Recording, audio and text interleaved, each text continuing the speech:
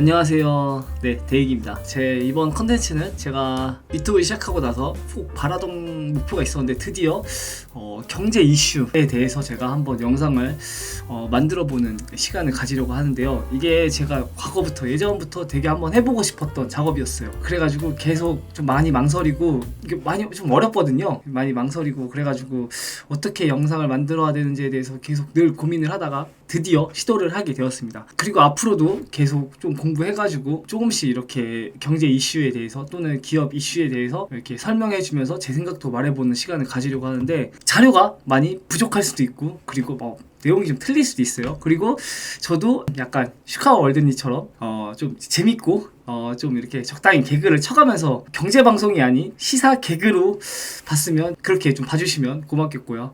시작을 해보도록 하겠습니다. 자, 이거를 얘기하기 전에 구독과 좋아요 한 번씩만 부탁드리고요. 자, 한번 시작을 해보도록 하면은 최근에 한국타이어에서 형제의 난이 또 시작될 것 같다는 관측이 막 흘러나오고 있습니다.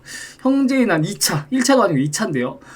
도대체 어떤 이슈 때문에 한국타이어가 갑자기 호들갑이냐라는 이제 생각을 하실 수도 있는데, 자, 한번 이제 그거에 대해서 들어가 보면은, 자, 참고로 말씀드리면 한국타이어에 대해서 얘기하기 전에 저에게는 한국타이어가 어떤 약간 이미지로 자리 잡혀 있냐, 저에게는 약간 이런 의미입니다. 한국타이어가 제가 금산 출신이거든요. 금산 제원 리에 있는 아주 시골에서 자라왔는데, 한국타이어가 금산 공장이 되게 커요. 뭐 거의 본사라고 맘먹을 정도의 그 공장이 있거든요. 그래가지고 거기 공장이 금산에 있는데 그 금산군의 이렇게 경제를 책임지고 있어요, 한국타이어가. 그래가지고 금산은 또 제가 자라온 곳이고 이 한국타이어는 사실상 금산군을 먹여 살린다고 해도 무방할 정도의 어마어마한 영향력을 행사하고 있는 기업이거든요. 그래서 일단 좀 많이 반가웠다. 이런 이야기를 하기 전에 저는 좀 한국타이어가 개인적으로 좀 반가운 회사였습니다. 우리 아버지도 우리 어머니도 옛날에 여기 다녔던 경험도 있고, 제 또래 애들이 졸업하면은 여기에 많이 취직을 합니다. 또 많이 잘 받아줘요. 그래서 아무튼 그런 회사였다 라는 생각이 들면서, 자, 그러면 사건의 발단을 한번 좀 보겠습니다. 최근에 MBK 파트너스가 자, 조현식 한국 컴퍼니 고문과 손잡고 자, 5일에 한국의 컴퍼니 경영권 확보를 위해 공개 매수를 한다고 이렇게 선언을 했습니다. 그러니까 말 그대로 우호 지분 세력과 손을 잡고 나 이 회사 공개 매수할 거다라고 이렇게 선포를 한 거죠. 자, 그래가지고 이 MBK 파트너스는 이 벤츄라라는 회사를 이용해가지고 한국의 컴퍼니의 지분을 무려 20%에서 최대 27% 금액으로 따지면 한 5천억 이상으로 공개 매수한다고 공시를 한 건데요. 여기서부터가 이제 딱 불거진 겁니다. 이제 똥줄 타는 거죠. 한국의 컴퍼니 그 일대 주주는.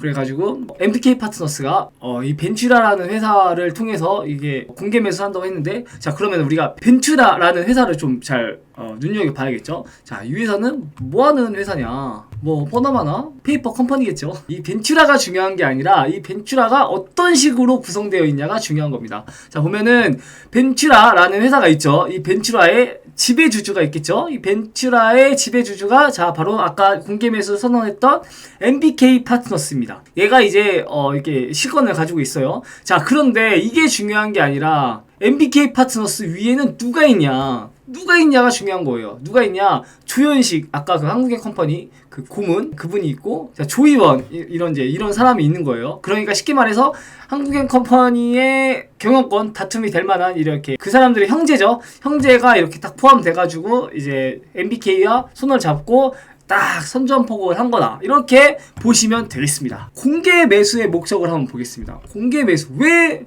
MBK 파트너스는 공개 매수를 할까? 아주 무시무시한 공개 매수의 숨은 뜻이 여기 담겨져 있는데요. 자, 보시면은 최대 주주의 횡령 최대 주주가 횡령을 했대요. 배임 이슈, 사법 리스크가 불거지고 있는 가운데 기업 지배구조 개선을 요구하는 일반 주주들의 요구를 좀 수용을 하기 위해서 선언을 했다는 건데, 자, 그러니까 지배주주가 지금 최대 주주하고 특별 관계자 간의 분쟁도 좀 이렇게 이어지고 있다고 하는 거예요, 지금. 그래서 회사의 안정적 운영을 위해서 이렇게 공개 매수를 한다고 하고, 그렇게 안정화를 한 다음에 이제 지배구조를 개선하겠다고 합니다. 그리고 경영 혁신, 주주가치 제고, 아무튼 기업을 이렇게 한번 뜯어 고치겠대요. 그렇게 해가지고 지배 체계를 이렇게 다시 재정립을 한다고 하는 겁니다. 그러니까 쉽게 말해서 내가 이 기업을 사서 내가 이 기업을 이렇게 매입을 해서 뜯어 고치겠다, 해체를 하겠다. 어떤 느낌이냐면 이제 암행어사 나온 거죠. 암행어사 출두요! 이렇게 한 거예요. 내가 와서 이 기업을 싹 한번 바꿔주겠다. 누가? 나 혼자 아니다. 여기 같이, 너가 같이, 경영권 분쟁 겪고 있는 그분들과 함께 이렇게 한번 짝짝꿍을 해보겠다라고 이제 보시면 되겠습니다. 자, 그렇다면, 제가 아까 한국타이어라고 계속 대상을 얘기했죠. 근데 지금 벤튜라, 아까 MPK는 한국타이어가 아닌 한국엔 컴퍼니를 공격을 한다고 합니다. 자, 그렇다면 우리가 한국엔 컴퍼니를 한번 봐야겠죠. 한국엔 컴퍼니는 뭐 하는 회사냐? 자, 한국엔 컴퍼니입니다. 41년에 이제 조선 다이약 공업이라는 회사로 이렇게 설립이 됩니다. 이 회사가 이제 모태예요. 그리고 이제 67년에 효성그룹에 인수가 된 다음에 이때 이제 조선 다이약 공업 이 회사가 이제 한국타이어로 사명이 변경됩니다. 그러니까 우리가 말하는 쉽게 아는 그 한국타이어예요. 금산군 제원면에 있는 그 공장. 그리고 이제 1982년에 고향내 그 회장님이 효성에서 이렇게 나오셔가지고 독립을 했죠. 독립을 한 다음에 별도로 한국타이어를 자체적으로 그룹화를 시킵니다. 시세와 확장을 이제 엄청나게 하는 거죠. 그러다가 2012년에 한국타이어의 사업 부분을 한국타이어를 쉽게 말해서 내보낸 겁니다. 그 우리 인적 분할로 가장 유명한 회사 LG 엔솔이 있죠. 그래서 LG 엔솔 욕 많이 먹었죠. 그러니까 한국타이어도 똑같이 인적 분할을 합니다. 그러면서 이제 자연스럽게 한국의 컴퍼니라는 회사는 이제 지주회사 체제로 가고 이 지주회사의 밑에 자회사로 한국타이어가 있는 거죠. 또 최근에 비슷한 회사가 뭐가 있냐? 포스코도 약간 그런 느낌이죠. 아무튼 그러면서 현재는 이제 조양래 회장님의 이제 차남이 한국앤컴퍼니 회장으로서 이제 경영을 하고 있는 겁니다. 그러니까 쉽게 말해서 MBK 파트너스는 지주회사를 공격하는 거죠. 어떻게 내가 이렇게 한국타이어의 경영권을 이렇게 한번 짝짝꿍 해보겠다. 그렇게 보시면 되겠습니다. 그렇다면 우리 한국앤컴퍼니의 최근 실적을 한번 보겠습니다. 이게 마테이가 간 회사면은 안 건들겠죠. MBK가. 근데 마테이가 간 회사가 아니라는 거죠. 제 말. 굉장히 거실한 회사예요. 생각보다. 매출액도 이렇게 쭉쭉쭉 올라가고 있고 8천억, 9,600억, 1조. 올해도 한 1조 정도 무난히 달성할 걸로 보이고 영업이익도 그냥 쭉쭉쭉 잘 올라가고 있어요. 특히 영업이익률이 깡패죠. 영업이익률이 이게 제조회사 치고는 20%대의 아주 괜찮은 실적을 유지하고 있다. 제 생각에는 자기 자본율도 뭐 5%대면은 그렇게 뭐 나쁜 거는 아니라고 저는 생각을 합니다. 개인적으로. 일단 영업이익률도 그렇고 순이익률도 굉장히 좋은 회사예요. 그러니까 내가 한번 이미 괜찮은 회사인데 내가 어떻게 한번 더 잘 이렇게 해보겠다는 거죠. 자, 그렇다면 한국앤컴퍼니는 지배주주가 어떤 식으로 구성되어 있냐. 자, 보시면은 지배주주가 이렇게 너무 흔들리면은 그것도 약간 문제가 되는 거니까요. 자, 보면은 조현범 회장이 42%를 가지고 있습니다. 그리고 자, 조현식 고문 아까 MBK하고 같이 이렇게 짝짝꿍 관계를 한 그 사람 지분율이 또 18.93%. 자, 그리고 또 같이 있던 차녀 조이원 차녀님은 10.61%를 이제 또 가지고 있어요. 그렇게 해가지고 이분들의 경영이 약 한 29% 정도 돼요. 자, 29%인데 자, 근데 조현범 회장의 지분율이 만만치가 않아요. 문제는 42%나 가지고 있습니다. 실질적으로 지분율 싸움 하기가 굉장히 어려운 구조인 건 맞아요. 자, 그런데 어쨌든 MBK 입장에서 우호 지분율을 합치면은 29%인데 여기서 자기들이 이제 20%에서 27%를 더 이렇게 경영권을 공개하면서 한다는 거죠. 어떤 느낌이냐? 쉽게 말해서 MBK도 MBK지만 주요 주주들이 있잖아요.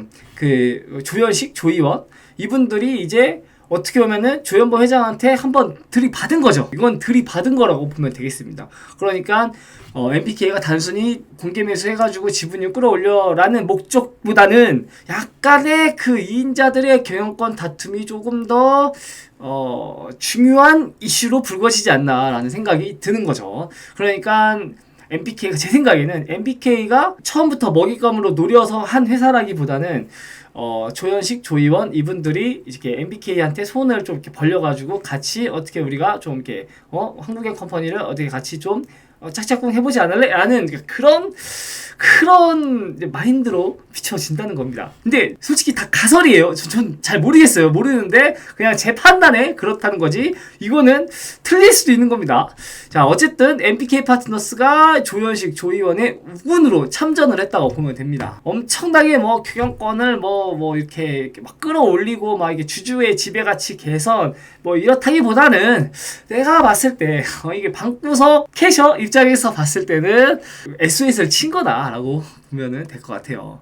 자, 그러면 우리가 MBK 파트너스가 어떤 회사인지도 좀 봐야겠죠. 참고로 저는 MBK 파트너스를 조금 잘 알고 있어요. 뭐 제대로는 모르는데 그래도 과거부터 이름은 많이 들어봤어요. 왜냐면은 예전에 저도 한창 경제 공부를 많이 했었을 때라 이 회사에 대한 좀 전설 같은 이야기들을 많이 들었거든요. 약간 MBK 파트너스를 보시면은 사실 엄청나게 대단한 회사예요, 얘네가. 왜냐, 거의 뭐 사모펀드 회사인데 우리나라는 이런 사모펀드 회사들이 굉장히 베일에 가려져 있어요, 사실. 그리고 잘 알려져 있지 않고 그나마 알려져 있는 게 이 MBK 파트너스인데 외국에서 비슷한 회사들이 누가 있느냐, 뭐 칼라일, 블랙스톤, 아무튼 그런 회사들이 있는데 사모펀드 회사라고 하죠. 쉽게 말해서 기업을 인수합병한 다음에 그 기업의 지배구조를 바꿔가지고 기업 주식가치를 끌어올려서 나중에 시세차익으로 되파는 그런 회사인 거죠. 또 누가 있냐, 최근에 소바린 그룹도 약간 이런 회사랑 비슷한 회사인 거고.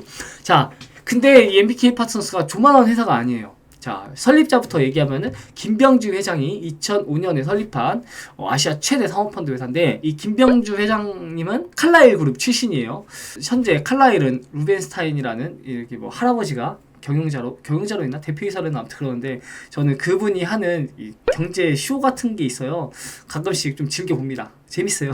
처음에 인상이 후줄근해가지고 저는 뭐야 동네 아저씨처럼 생겼다 이렇게 생각했는데 재산이 조 단위로 있고, 아무튼 어쨌든 그 사람 밑에서 이렇게 같이 일했는데 이제 독립해서 나온 거죠. 그래서 현재 운용 자금은 266억 달러, 거의 막 30조 이상으로 이렇게 자금을 굴린다고 하는 거죠. 엄청나게 큰 회사입니다. 그러면은 수익 모델은 말 그대로 그냥 사모펀드답게 저평가 기업을 인수를 해요. 그러니까 재무제표가 마탱이 간 회사들. 그런데 내가 봤을 때는 사업력은 있어 보여. 근데 약간 얘네가 돈이 줄줄 새. 그리고 주가가 낮아. 그리고 경영권이 약해. 그때 이제 탁 치고 들어가는 거죠. 아니면은 진짜로 괜찮은 알짜배기 회사를 그냥 내가 사가지고 더 끌어올리는 경우도 있고, 그런 게 이제 주 수익 모델인데, 그렇게 이제 저평가 기업을 인수 후에 구조조정을 하죠. 사람도 좀 적당히 쳐내고 그걸로 이제 욕을 많이 먹죠. 아무튼 그래가지고 그런 식으로 경영 개선을 앞세워서 가치를 이제 끌어올리는 거죠. 끌어올려가지고 시세 차익을 얻는 게 이제 이런 사모펀드 회사의 주 수입원이다. 그리고 MBK 파트너스가 이거를 굉장히 잘하는 회사입니다. 아주 약삭 빠르고 굉장히 똑똑하고, 제 입장에서는 약간 어떻게 보면 약간 좀 선망의 기업 같은 이미지가 있어요. 왜냐면은 저도 나중에 예전 한참 경제 공부했었을 때는 이렇게 저기 딱 들어가가지고 내가 딱 멋있게 기업 인수한 다음에 회장님 제가 딱 기업 제가 한번 읽어보겠습니다 해가지고 딱 인수 주식 사가지고 인수해가지고 내가 딱 기업 가치를 이렇게 재무제표를 딱 멋있게 만들어 놓은 다음에 딱 시세 차익을 해요. 그 다음에 이제 거기 차익 있죠. 내가 딱 먹는 거야. 그러면 한 방에 그냥 부자가 되는 거지. 하여튼 이쪽으로 굉장히 정평이 나 있는 회사고, 저도 한때 뭐 이런 거를 꿈꿨었다. 근데 꿈만 꿨다 라고 보시면 되겠습니다. 자, 그리고 실적이 화려해요. 이미 한미캐피탈, 현 KB캐피탈인데 인수 후에 우리금융지주의 매각에서 2천억 가까운 차익을 기록한 것도 있고, KT렌탈, 현재 롯데렌탈이죠, 국내 렌터카 업계 1위를 KT와 이렇게 5대5 비율로 인수했다가 KT한테 지분을 전량 매각해서 2,200억에 매도했다. 그래서 또 얼마냐? 또 한 900억 정도의 시세 차익을 얻고, 기타 그거 말고도 뭐 딜라이브, 뭐 코웨이, 두산 공작기계, 홈플러스 등등 이렇게 많은 다양한 회사들의 기업 인수합병을 성사시킨 바 있습니다. 레코드도 굉장히 화려하고, 로펌 업계로 치면은 거의 뭐 김앤장이라고 보시면 됩니다. 사실 김앤장보다 더 어마어마하지, 규모가. 아무튼 그런 회사입니다. 자, 그리고 한국의 컴퍼니 주가를 한번 볼게요. 공개 매수할 때 이 주가가 충분히 좀 높은 회사인지 아닌지도 좀 봐야 되니까. 한국의 컴퍼니의 최근 주가입니다. 주식이 공격하기는 좋아요. 자, 주식이 이렇게 쭉 내려왔다. 최근에 이제 공개 매수 선언해가지고 주가가 이제 이렇게 뛴 건데, 어쨌든 주가가 쭉 내려갔습니다. 그래서 그렇게 아까 제가 보니까 그렇게까지 저평가된 기업은 아니에요, 사실. 막 진짜 말도 안 되게 싸구나. 막 우리 이마트 아시죠? 저평가의 대표적인 기업. 이마트처럼 그렇게 뭐 엄청나게 저평가된 회사는 아니고 뭐 적당히 저평가된 회사인데 어쨌든 주가는 많이 내려갔고 또 공격하기에도 괜찮은 회사로 보였나 봐요. 그러면 단순히 주가랑 뭐 재무제표 이런 게 좋아가지고 또는 뭐 사업력이 좋아가지고 사실 공개 매수를 쉽게 할 수 있는 건 아닙니다. 공개 매수에도 다 목적이 있어요. 지금 이 회사가 가지고 있는 불거진 이슈가 뭐가 있냐. 자, 불거진 이슈를 한번 보시면은 한국의 컴퍼니가 사실 그렇게 지금 이렇게 뭐 경영권이 썩 좋은 회사는 아닙니다. 자, 왜냐, 아까 조현범 회장이 지분율이 많다고 했죠. 그런데 이 조현범 회장님이 지금 문제입니다. 왜냐면은 최근에 올해 1월에 이미 이렇게 뭐 횡령 배임 이슈가 터졌어가지고 구속됐다가 아주 최근에 보석으로 이렇게 풀려났는데 지금 그래서 경영권이 상당히 위협받고 있는 상황입니다. 그렇다면 제가 이번에 한국의 컴퍼니를 2차 형제의 난이라고 했잖아요. 1차 형제의 난을 한번 보시겠습니다. 1차 형제의 난을 간략하게 한번 소개해드리면 이미 한번 경영권 분쟁이 이 회사는 있었어요. 일단 이거부터 봐야죠. 그 조현범 회장이 조현범 차남이죠.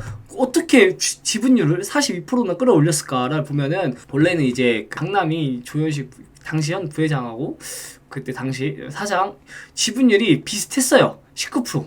둘 다 비슷하고 그래서 이제 이 둘의 이제 어떻게 보면 후계구도 다툼이 이제 자리 잡고 있는 거죠. 자, 이러고 있었는데 이 회장님께서 그 조양래 회장님께서 이제 주식에 자기가 가진 주식을 이렇게 쓱 블록딜로 쓱 이렇게 조현범 사장에게 쓱 보냅니다.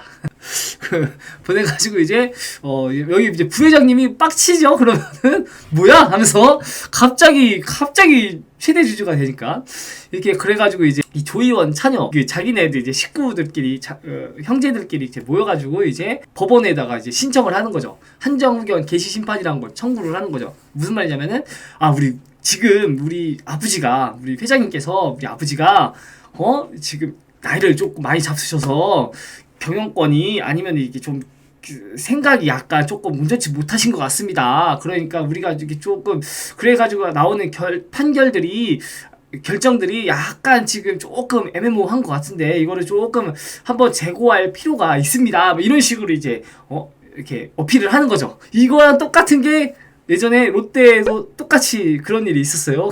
거기서 똑같은 사건이 있었거든요. 그 지분율 다툼이 있어가지고 신동범 사장인가 아무튼 그분이 이렇게 이겼는데 이제 거기서 똑같이 우리 아버지께서 지금 나이를 많이 잡수셔서 지금 온전치 못합니다. 지금 그래서 거기서 나오는 뭐 판단이 온전치 못하는 것 같으니 조금 이렇게 좀 판단을 유보해 주시오 막 이런 비슷한 식으로 똑같이 한번 롯데도 그런 경험이 있었는데 자 어쨌든 했는데 택도 없죠.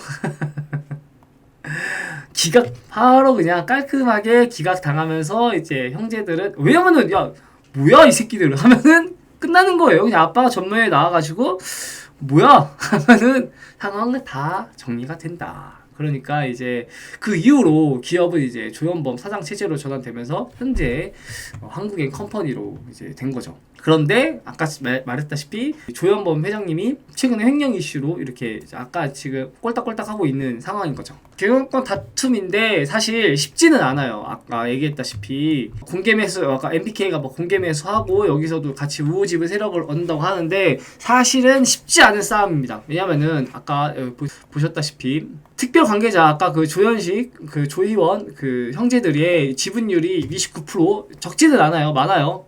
문제는 MBK가 최소 20%의 지분율을 확보를 해야지만 경영권 다툼에서 이길 수 있어요. 이길 수 있는데 근데 문제는 이 자사주를 제외한 모든 주식을 다 사야 돼요. 그래서 이게 쉽지 않은 싸움이라는 거. 이게 여기만 그런 경우인지 아닌지는 저도 잘 모르지만 어쨌든 상식적으로 약간 좀 그렇잖아요. 모든 주식을 다 사야 되는데 아니면은 경영권 상당히 무력화시킬 수 있는 힘은 가질 수 있죠.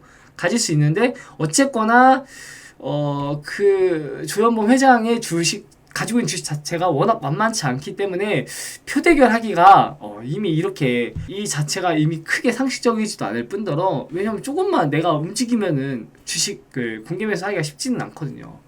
그러니까 쉽지 않은 싸움은 될 거다. 그러니까 그 가능성을 저는 높게 보지는 않습니다. MBK가 그 공개 매수 선언을 하기 바로 직전에 또 HY 우리 야쿠르트님께서 또 갑자기 또 아니 이거 갑자기 한국의 컴퍼니 주식을 50억 원을 매입을 합니다. 근데 뭐 그 총 지분율도 어차피 적고 그냥 뭐 크게 뭐 금액도 크지 않다고 볼 수 있어요. 근데 이거랑 똑같은 사건이 또 SM에서 우리 한번 겪어봤잖아요. SM에서도 또 하이브가 선언을 했는데 카카오가 또 대리인 통해 가지고 이렇게 또 주식을 산 게 이렇게 발각돼 가지고 지금 카카오가 엄청나게 지금 고강도 조사를 받고 있잖아요. 근데 야쿠르트도 지금 움직임이 똑같아요, 이게. 그래가지고 뭐 어떻게 할지는 모르겠는데, 근데 제 생각에는 뭐 크게 문제가 삼을 것 같진 않은데, 어쨌든 근데 이게 중요한 거죠. 이 HY 회장 윤호중 회장님이 하필이면 또 조현범 회장님하고 서로 약간 또 이렇게 친분이 있는 사이라는 거죠. 그래서 야쿠르트가 한번 이렇게 슥 건드니까 한국의 컴퍼니의 주식이 한 방에 그냥 상한가로 바로 쳐버립니다. 그래가지고 5만원에 2만원인가? 아무튼 거기 공개매수 선언을 했는데 바로 막 한 22,000원 이렇게 바로 뛰어버려요. 그래가지고 이제 MBK는 바로 그냥 금감원에 지분 매입 조사 요청을 하죠. 네가 무슨 수로 어떻게 알고 이 주식을 50억 원에 갑자기 매집을 했냐? 나는 아직 발표도 하지 않았는데, 물론 이제 야쿠르트는 나는 그냥 좋아 보이길래 샀다, 지금 이런 입장인 거예요. 야쿠르트는 우리는 그냥 단순히 지분 투자 목적인 거지 뭐 그게 아니다라고 하는데, 너무나 수상한 거래인 건 맞아요. 왜냐면은 뭐 그러면 이 50억을 뭐 다른 데서도 팍팍 자주 해야 하는 거래 흔적을 보여야 되는데 없거든요. 그런 게 없다. 그러니까 분명한 건 수상한 건 맞아요. 그러니까 조사할 필요성이 있는 건 맞는 겁니다. 뭐 어떤 식의 논리를 여기서 이제 들이댈지는 모르겠지만, 내가 봤을 때는 얘기도 아니 너무 뻔하잖아. 또 하필 그 윤호중 회장하고 조현범 회장하고 친하대. 그러면은 금감원 공무원 입장에서 어떻게 보겠어. 그걸 좋게 볼 리가 없잖아요. 그래서 수상한 건 맞다. 하지만 MBK는 어쨌든 지금 현재는 주가가 그 공개 매수 이상의 주가인 건 맞거든요. 그래가지고 우리 뭐 하이브는 거기에 대해서 이제 포기를 했잖아요. 근데 내가 봤을 때 MBK는 할 것 같아요. 공개 매수 할 것 같은데, 문제는 그렇다고 막 모든 주식을 다 받아주는 건 아니고 한도를 분명하게 정했습니다. 5,600억. 자기네들이 가지고 있는 현금이 뭐 한 이 정도 있나 봐요. 그래가지고 투자 상한선은 5,600억으로 정해놓고 여기서 이제 왔다리 갔다리 하겠다는 거죠. 그래서 그 완전히 뭐 주가를 끌어올리기, 주가 싸움 이렇게 할 것 같아 보이지는 않아요. 그리고 MBK 자체도 지금 현재 한국의 컴퍼니에 대한 그 주식이 일단은 주요 지분 명부에 넣는 거 보니까 크게 있지는 않다. 그러니까 당장 얘네가 느낄 수 있는 또는 가질 수 있는 시세 차익은 뭐 거의 없다시피 봐도 무방할 것 같아요.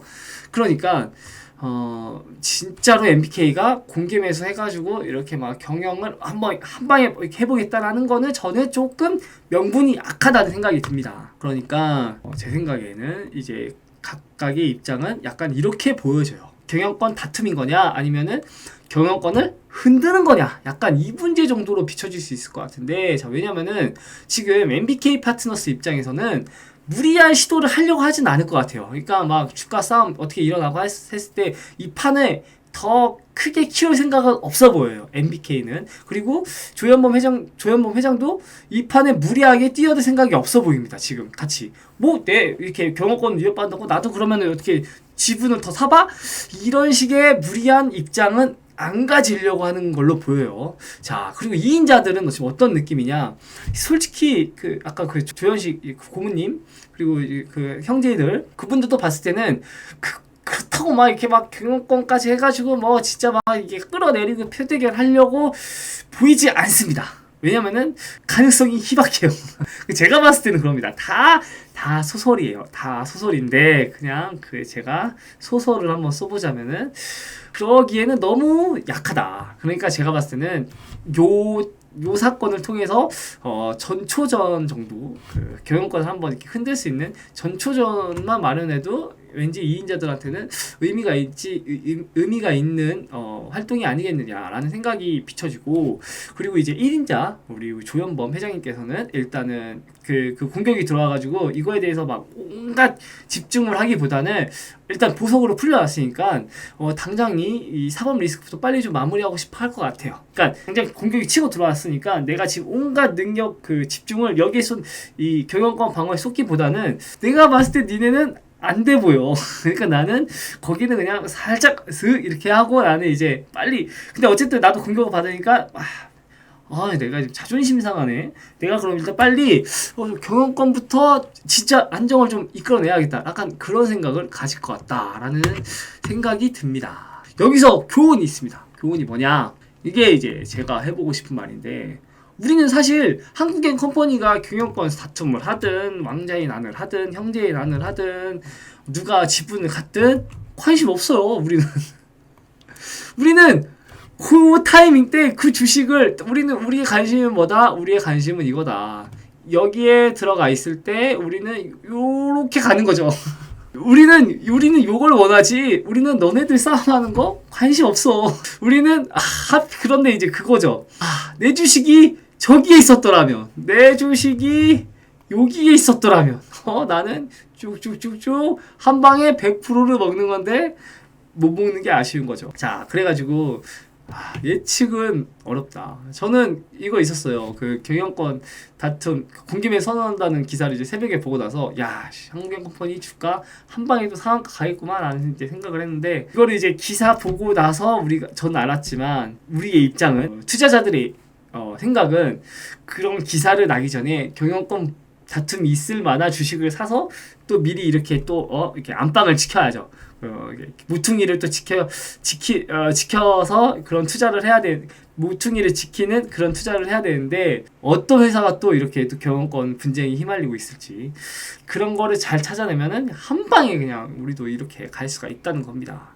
자, 최근에 올해 초에는 SM이 그랬고, 또 예전에는 과거에는 롯데가 그랬고, 또 최근에는 이렇게 한국인 컴퍼니가 이랬어요. 다음 회사는 어딜까? 이게 이제 우리가 바로 예측 영역인 거고, 하지만 그 예측은 매우 매우 어렵다. 그리고 이 예측을 잘못했다가 망한다. 망하니까 하셨으면 좋겠다는 입장인 거고, 한국인 컴퍼니의 이슈는 제가 이 정도로 마무리하는 걸로 하겠습니다. 어떻게 제가 또 편집을 해야 되겠지 모르겠지만, 나중에 또 이런 식의 경영권이나 또는 경제 이슈, 기업 이슈들을 통해서 여러분들에게 조금씩 좀 소개해 보려고 노력 한번 해보겠습니다. 구독과 좋아요 부탁드리고요. 저는 그럼 또 다음 영상을 통해서 찾아뵙도록 하겠습니다. 그럼 안녕.